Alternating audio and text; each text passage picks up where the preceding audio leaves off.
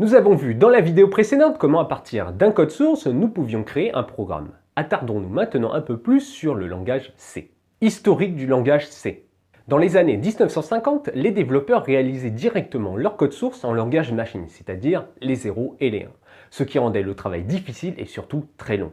C'est alors que les premiers assembleurs furent leur apparition pour rendre les instructions machines plus compréhensibles, mais là encore, le travail des développeurs était loin d'être simple. Dans les années 1960, les premiers langages de programmation basiques utilisaient une syntaxe plus humainement compréhensible, car utilisaient des mots en anglais. C'est à ce moment-là que les premiers compilateurs furent utilisés. Ces langages très bas niveau ont très longtemps été adaptés, car les programmes étaient vraiment très simplistes. La mémoire à l'époque coûtait très cher et ne correspondait pas aux standards que l'on connaît aujourd'hui. Il faut savoir que la mémoire vive d'un ordinateur à l'époque se comptait seulement en kilo-octets. À titre de comparaison, une simple photo prise avec un smartphone entrée de gamme de nos jours fait plusieurs milliers de kilo-octets. Mais très rapidement, l'évolution des technologies a permis d'augmenter les capacités des ordinateurs, tout en baissant leurs coûts. Cela a contribué bien sûr à la création de programmes plus importants et plus complexes, ce qui a pour conséquent augmenté la taille du code source, rendant alors les langages de l'époque de moins en moins adaptés à la situation. C'est alors que dans les années 1970, le langage C fut inventé par Dennis Ritchie et Bell Labs. Il est encore aujourd'hui l'un des langages les plus utilisés, et de nombreux langages plus modernes comme le C++, le C#, le Java ou encore le PHP ont une syntaxe très similaire au C, et reprennent finalement une partie de sa logique. C'est pourquoi le C est une très bonne base pour tout développeur qui souhaite se lancer dans la programmation.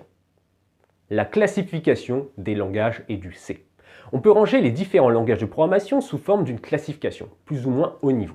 Le C se classe parmi les langages de programmation dits bas niveau. Cela ne signifie absolument pas qu'il est moins bon que les autres, mais plutôt qu'il est plus proche du langage machine que peuvent l'être d'autres langages. Plus un langage sera haut niveau, plus il fera abstraction finalement de la machine.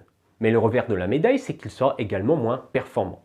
Le C étant plutôt bas niveau sera donc très performant, mais il reste également suffisamment haut niveau pour ne pas être trop compliqué à apprendre. Le C reste basique, mais il n'en est pas moins très modulaire. Vous pouvez ainsi utiliser ce que l'on appelle des bibliothèques ou librairies, qui sont finalement des morceaux de code déjà écrits et que vous pouvez intégrer dans votre programme.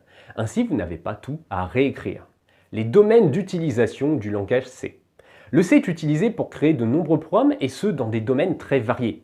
Que ce soit pour les applications dites embarquées, car elles tournent finalement sur des petites cartes électroniques sans beaucoup de puissance de calcul, cela permet notamment de faire fonctionner des appareils électroniques, comme par exemple une télécommande pour une télévision, votre lave-linge, par exemple pour régler le mode ou la température, et toute l'électronique et l'informatique qui tournent sur votre voiture. Le C est très intéressant dans ces cas-là car, comme je vous l'ai dit, il est très performant.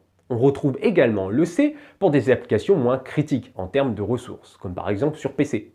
Le C est utilisé alors pour créer des programmes tels que des jeux vidéo, des applications bureautiques comme un éditeur de texte ou un navigateur internet, et même des systèmes d'exploitation entiers, comme c'est le cas pour Linux. Nous venons de voir rapidement ce qu'était le C, et pourquoi il était encore aujourd'hui un langage très populaire. Ce langage vous donnera de solides bases en développement logiciel et vous facilitera grandement l'apprentissage de nouveaux langages.